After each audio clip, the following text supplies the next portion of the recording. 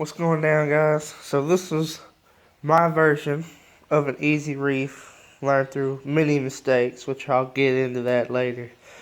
But it's a flue ball 13.5 all in one. Comes to light everything. Full disclosure, I am planning to only run zoanthids in here because I work shift work. I don't have a lot of time. That's also why instead of restarting my crashed BioCube, I just got a smaller tank, something I can maintain the water changes weekly without a whole lot of time out of my schedule. Seems kind of counterintuitive with how reefing is kind of a lot of time hobby, but this is my solution. I went with the Araga Live. Same sand I used on the BioCube, but instead of getting normal sand, I got the Fiji Black. The Hawaiian Black. Just to switch it up, man. You don't see a whole lot of reef tanks with black sand. Like I said, I'm doing this out of a whole lot of old mistakes that I learned through that BioCube crashing twice. Once was because I moved houses.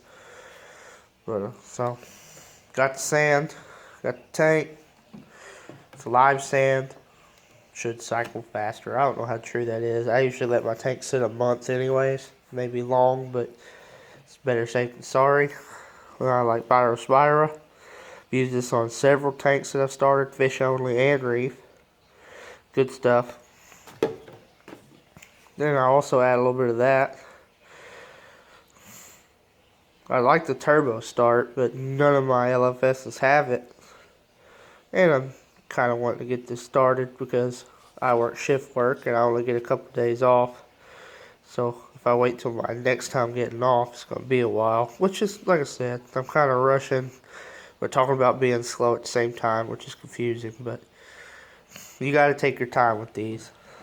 And then a real good lesson I learned: get a good media for your biological, especially in these small tanks. The more you can get, you're not going to overseed a tank with biological media. You're just not going to do it. It's kind of like somebody would tell me getting this huge bottle for this tiny tank, but I've never heard of overseeding a tank. The else that I love, it's my favorite fish pellet. Miso shrimp is my favorite frozen food. Just good protein source. These are really good pellets. I've been using them for a long time, fresh and salt water. The fish really respond to them, and they sink, which I like. And then, of course, an old classic, Reef roids, for when I do get coral. So, I'm not saying if you want to start a tank, get a small tank. But with my time restrictions and work schedule, this is what's going to allow me to continue doing weekly water changes without, skipping them, because I have to take 5, 6, 7 gallons out. This is 2 gallons in, and I'm done. I do plan on getting an auto top off for this tank. Probably a Tunes Osmolator Nano, so that it'll stay topped off. But I said I learned it through a lot of mistakes, so I'm going to go into the other room, show you my BioCube, and then I'll kind of give you a rundown of what happened with all that. See you in a minute.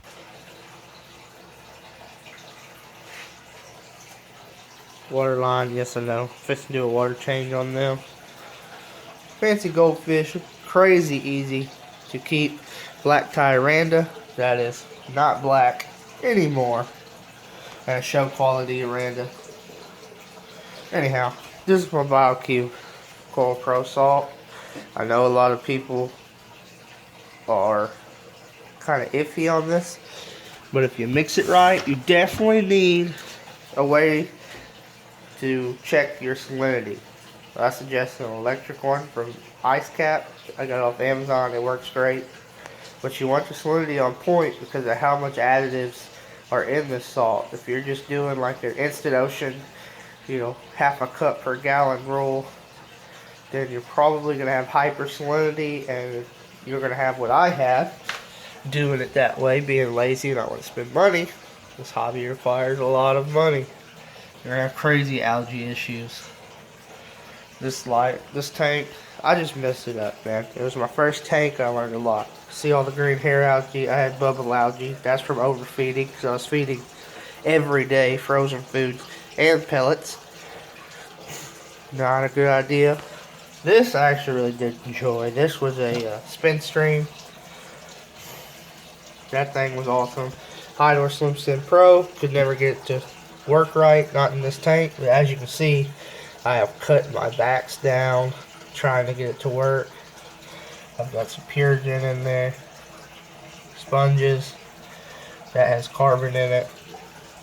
I have bio pellets and a mini reactor. So, had an AI Prime on this. Got hit by Harvey. And, well, I don't know what it did to it, but it wouldn't work anymore after Harvey. So, one thing I want to get into a lot of what my mistakes were with this tank is make sure you're taking care of the tank. None of these gadgets, period, are going to make you not have to do your water changes. Or, you know, if they're convenient and they're cool and you buy into them really easy because it's going to make your reef so easy to use, but it's still on you. This is a closed system. There is no way for anything new to get in the system until you take it out or you put it in. You know, I had this tank when I first got it. I set it, let it cycle for a month. It was amazing. I had beautiful softies, golden torches, octospawn, zoas, blastomusas, and this tank was filled out. Had an amazing aquascape. It looked great. And I was just running this tank with Chemi Pure Elite in the back, a big bag of it. And then the sponges, because I didn't know about sponges being nitrate factories, which is true. I learned that one the hard way as well. I would not suggest running sponges in the back unless you are willing to change it out frequently. What I'm going to do with that tank, instead of having sump sponges in there, I'm going to run filter floss on an intake media basket when it gets here. And then I'm going to run Chemi Pure Blue and Chemi Pure Elite. And that will be all the chemical filtration that I run on that 13.5. Because that's what, well, just the Elite made this 29 gallon be beautiful. I had to change it out once every probably 3 months is what I was changing it out. That's probably a little early, but I want to make sure it stayed pretty. I was in college when I had this tank, so I had more time on my hands to be in here every day and enjoying it. And the second a fish freaked out or twitched or had something, I could figure out what was going on with it.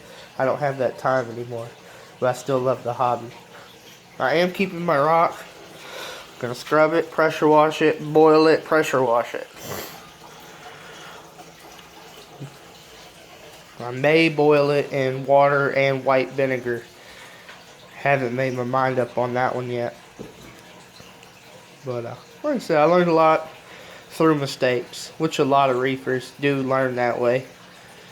But hopefully this video can help you set one up and maybe not make mistakes. But don't think that fancy gadgets and a nice light and you're good to go. There's still a lot of work on your part to be had. Like I said, this tank crashed twice. I put thousands of dollars coral in a 29 gallon tank. This was an acro tank once. I had a home wrecker and a bunch of other acros. That didn't last too long because I had to prime too close to the water. So spotlighting, if I'd have picked it up, I think it probably would have worked better. Then I've had golden torches, octospawns, Duncans, all the softies that you typically do. And I fell in love with the zoanthids towards the end of this tank's life. So I'm pretty much going to stick with that tank. As far as stocking goes, I overstocked this tank. I'd have 6, 7, 8 fish in here. All small fish, you know, designer clowns, blennies. But still, my bio load was way too high for this, with having no other biological media in here other than my rock. Granted, you can't really tell, but there's 56 pounds of rock in this 29-gallon BioCube, and plus 40 pounds of live sand. So I had good biological, but it would have been better going with like that BioHome Marine. So in short, this is my attempt at getting back in the hobby. Hopefully doing it what I think would be correctly. Now I can run you through the back chamber real quick.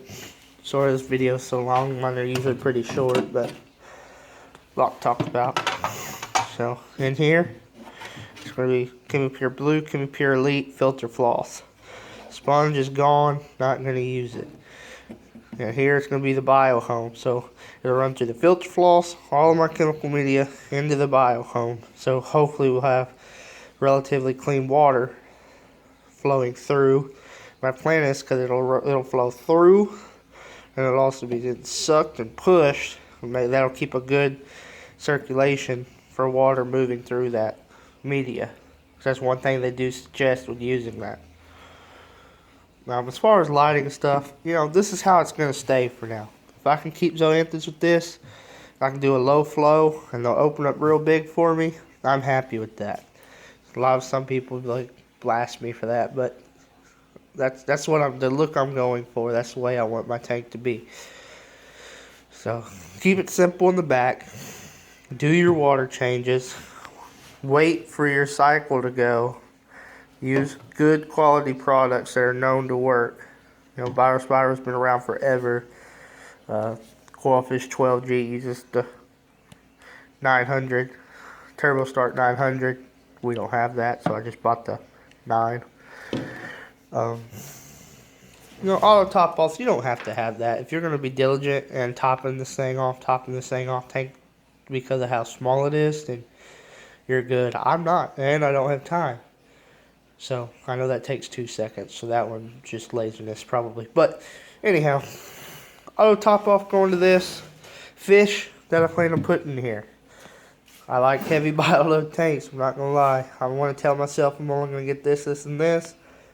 Probably going to get more, but what I would like to do is just get definitely 2 clowns.